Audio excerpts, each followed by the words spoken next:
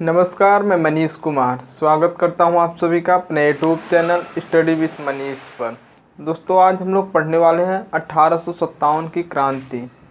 तो आइए आज की क्लास को शुरू करते हैं और देखते हैं 1857 की क्रांति से संबंधित महत्वपूर्ण बिंदुओं को। तो देखिए 1857 की क्रांति। 1857 की क्रांति से कुछ महत्वपूर्ण बिंदु हैं, उसको हम लोग देख लेते हैं। जैसे कि उस समय भारत का गवर्नर जनरल कौन था? तो कौन था? लॉर्ड कैनिंग था। बार बार क्वेश्चन पूछा जाता है कि 1857 की क्रांति के समय भारत का गवर्नर जनरल कौन था? तो कौन था? लॉर्ड कैनिंग था। मुगल शासक उस समय कौन था? तो बहादुर शाह द्वितीय था। कौन था? बहादुर शाह द्वितीय था। और विद्रोह का प्रतीक क्या था? 1857 की क्रांति के विद्रोह का प्रतीक क्या था? तो कमल और रोटी। क्या था? कमल और रोटी था। तो ये कुछ महत्वपूर्ण बिंदु थे जिन्हें बार बार क्वेश्चन पूछा जाता है, तो याद करना जरूरी है। अब आइए देखते हैं इस क्रांति को अन्य किस किस नाम से जाना जाता है। इस क्रांति का और नाम है, तो आइए देखते हैं क्या क्या नाम है। जैसे इसे कहा जाता है भारत का प्रथम स्वतंत्रता संग्राम के नाम से जाना जाता है। दूसरा, राष्ट्रीय विद्रोह के नाम से जाना जाता है। तीसरा, सैनिक विद्रोह से। अलग अलग इतिहासकारों ने अलग अलग नाम दिया है इसे। तो पहला जैसे हो गया भारत का प्रथम स्वतंत्रता संग्राम, दूसरा राष्ट्रीय विद्रोह, तीसरा सैनिक विद्रोह। अब इसके कारण देख लेते हैं कि 1857 की क्रांति क्यों हुई, इसके क्या कारण थे। तो 1857 की क्रांति के अनेक कारण थे। 1857 की क्रांति होने के अनेक कारण थे, जिसमें पहला कारण देख लेते हैं राजनीतिक कारण। क्या था? राजनीतिक कारण। तो देखिए राजनीतिक कारण में डलहौजी की हड़प नीति। वो डलहौजी जब भारत का गवर्नर जनरल था तो इसने एक हड़प नीति लाई, जिसके तहत भारत के कई राज्यों को अपने साम्राज्य यानी ब्रिटिश साम्राज्य में हड़प नीति के तहत मिला लिया। तो एक तो राजनीतिक कारण था। सामाजिक और धार्मिक कारण में देखते हैं, तो सामाजिक और धार्मिक कारण में देखिए रूढ़वादी परंपरा, जो हिंदू मुसलमानों की रूढ़वादी परंपरा चली आ रही थी, अंग्रेज़ों ने उसमें परिवर्तन करना शुरू कर दिया। जैसे विधवा पुनर्विवाह को लागू कर दिया और बढ़ावा दिया। किसको? विधवा पुनर्विवाह को बढ़ावा दिया तथा सती प्रथा पर प्रतिबंध लगा दिया। अंग्रेज़ों ने विधवा पुनर्विवाह को बढ़ावा देना शुरू कर दिया और सती प्रथा पे प्रतिबंध लगा दिया, जो कि हिंदू के रूढ़वादी परंपरा का एक तरह से विरोध था।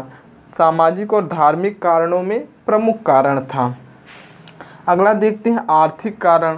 तो आर्थिक कारण में था लगातार उद्योग तथा कृषि के क्षेत्र में कर की वृद्धि की जा रही थी। जैसे अकाल पड़ता था या उद्योग धंधा नहीं चल रहा है, फिर भी कर जबरदस्ती वसूला जाता था, लगातार कर को बढ़ाया जा रहा था। तो ये आर्थिक कारणों में प्रमुख कारण था। अगला कारण जो आता है सैनिक तथा तत्कालीन कारण। इसमें तत्कालीन कारण जो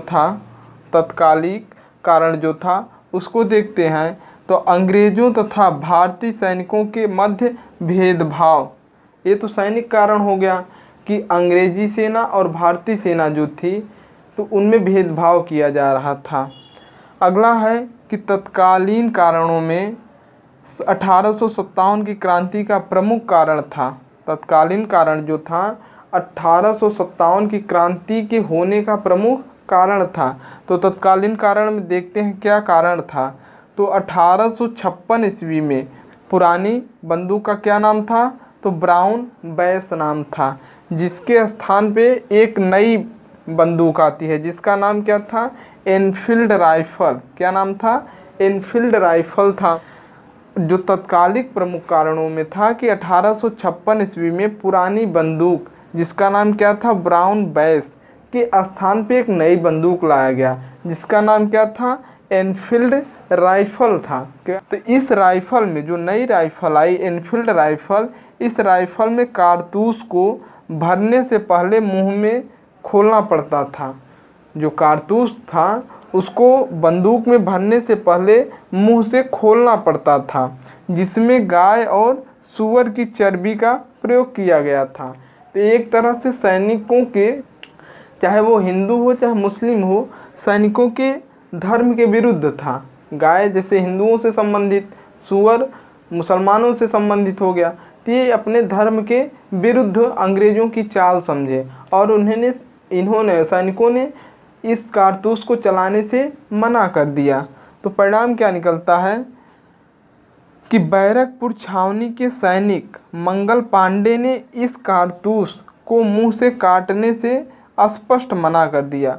सैनिकों ने क्या किया कि इस कारतूस को मुंह से खोलने से मना कर देते हैं, जिसके कारण क्या होता है, स्पष्ट मना कर दिए और गोली चलाकर 2 अंग्रेज अधिकारी, एक लेफ्टिनेंट बाग तथा और सर्जेंट यूरसन को, किसको, यूरसन को घायल कर देते हैं। मतलब मंगल पांडे ने इनकार कर दिया कि इस कारतूस को मैं नहीं चलाऊंगा और 2 अंग्रेज अधिकारियों को गोली चला के घायल कर देते हैं। किसको, तो एक लेफ्टिनेंट बाग और सर्जेंट यूरसन को, किसको, सर्जेंट यूरसन को घायल कर देते हैं। तो और विद्रोह का बिगुल बजा देते हैं। मतलब तत्कालिक कारण यही था, 1857 की क्रांति का तत्कालिक कारण यही था। यहीं से 1857 की क्रांति शुरू होती है। देखिए, जब मंगल पांडे ने ये सब काम करते हैं, उसके बाद परिणाम क्या निकलता है कि परिणाम स्वरूप उन्हें गिरफ्तार करके 8 अप्रैल 1857 को फांसी दे दी गई।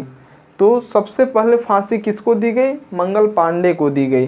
फिर क्या होता है कि इस क्रांति का वास्तविक रूप से विस्तार 10 मई 1857 मेरठ से शुरू हुआ।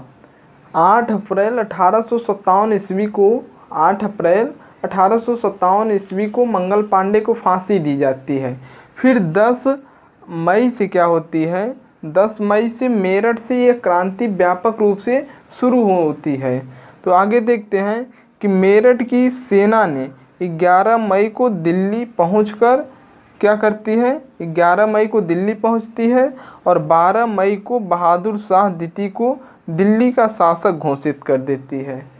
मेरठ से शुरू होता है कब, 10 मई से। 11 मई को मेरठ की सैनिक कहाँ पहुँचते हैं, दिल्ली पहुँचते हैं और 12 मई को बहादुर शाह द्वितीय को दिल्ली का शासक घोषित कर देते हैं। फिर आगे क्या होता है, तो आइए देखते हैं कि ये क्रांति अब कई, जैसे 10 मई को मेरठ से क्रांति शुरू हो गई व्यापक रूप से और मेरठ के सैनिकों ने कहाँ पे आक्रमण किया, सीधे दिल्ली पे आक्रमण करके बहादुर शाह द्वितीय को दिल्ली का शासक घोषित कर दिया। तो फिर ये क्रांति ने अपना एक व्यापक रूप धारण कर लिया और जगह जगह से क्रांतियाँ होने लगी। तो आइए देखते हैं कि कहाँ से किसने क्रांति का नेतृत्व किया। तो दिल्ली से जो थे, दिल्ली से बहादुर शाह और उनका सैनिक था, कौन था, बख्त खां, ये दिल्ली से नेतृत्व कर रहे थे। कानपुर से नाना साहब तात्या टोपे, लखनऊ से बेगम हजरत महल, लखनऊ से बेगम हजरत महल। सीधे क्वेश्चन पूछा जाता है, जैसे पूछ लिया जाएगा दिल्ली से 1857 की क्रांति में नेतृत्व किसने किया, तो किसने किया, बहादुर शाह और बख्त खां। कानपुर से नाना साहब तात्या टोपे ने। 1857 की क्रांति में लखनऊ से नेतृत्व किसने किया था, तो बेगम हजरत महल ने किया था। झांसी से रानी लक्ष्मीबाई ने, किसने, रानी लक्ष्मीबाई ने। इलाहाबाद से लियाकत अली, कौन थे, लियाकत अली थे। जगदीशपुर बिहार से कौन थे, तो कुंवर सिंह थे, कौन थे, कुंवर सिंह थे। बरेली से खान बहादुर खां, फतेहपुर से अजीमुल्ला खां थे। तो ये प्रमुख स्थान से जो नेतृत्व करता थे उनका नाम हम लोगों ने देखा। ये क्वेश्चन बार बार एग्जाम में पूछा जाता है, इसलिए इनका स्थान और नाम आपको याद रखना है। अगला परिणाम देखते हैं कि 1857 की क्रांति का परिणाम यह रहा कि भारत में ब्रिटिश कंपनी का शासन समाप्त हो जाता है। भारत में ब्रिटिश कंपनी का शासन समाप्त हो जाता है और ब्रिटिश क्राउन के पास चला जाता है। मतलब भारत में शासन करने का अधिकार अब किसके पास हो जाता है, तो ब्रिटिश क्राउन के पास हो जाता है। क्वेश्चन बनता है कि भारत में ब्रिटिश कंपनी का शासन कब समाप्त हुआ, तो कब समाप्त होता है, 1757 की क्रांति के बाद अब शासन किसके हाथ में चला जाता है? तो ब्रिटिश क्राउन के पास चला जाता है, जो वहाँ का ब्रिटिश सरकार थी। अगला पॉइंट है कि क्रांति के बाद भारत के गवर्नर जनरल को वायसराय कहा जाने लगा। तो यहीं से देखेंगे कि भारत का गवर्नर जनरल ना हो कि अब क्या कहा जाने लगा उसको? भारत का वायसराय। भारत का प्रथम वायसराय कौन था? तो लॉर्ड कैनिंग था, जो कि 1857 की क्रांति के समय क्या था? भारत का गवर्नर जनरल था। यहीं से गवर्नर जनरल का नाम बदल के वायसराय रखा जाता है और भारत का प्रथम वायसराय लॉर्ड कैनिंग होता है। तो दोस्तों आज के लिए इतना ही, मिलते हैं अगली वीडियो में, तब तक के लिए नमस्कार।